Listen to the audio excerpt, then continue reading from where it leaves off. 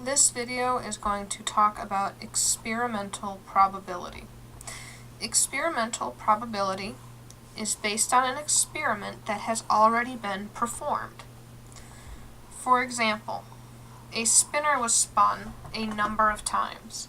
It landed on the letter A 3 times, the letter B 7 times, the letter C 6 times, and the letter D 4 times. This means the spinner was spun 20 total times. We want to figure out the probability that the spinner will land on the letter C. This is based on previous experiments, so we're going to go off of this data. How many total options did we have? Remember that probability is the number of desired or wanted outcomes over all outcomes. So, because we had 20 outcomes total, we would put that 20 on the bottom.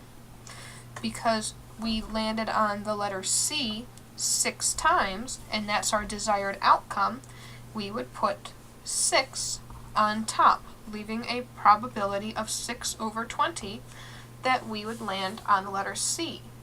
This can also be reduced. It's important to reduce if possible. So we can use the fractional 1. Let's use 2 out of 2. 6 divided by 2 is 3. 20 divided by 2 is 10.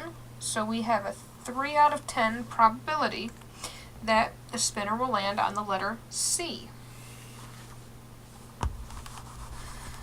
What happens if we try to find out what's the probability of the spinner not landing on the letter A? To figure out the probability of the spinner not landing on the letter A, or the complement, we still have 20 total outcomes that we're working with. The spinner landed on everything else 7, 6, and 4 times. So we'd add up 7 plus 6 plus 4. Well, I know that 6 plus 4 is 10, plus 7 would be 17. So our probability would be 17 out of 20 that we don't land on the letter A.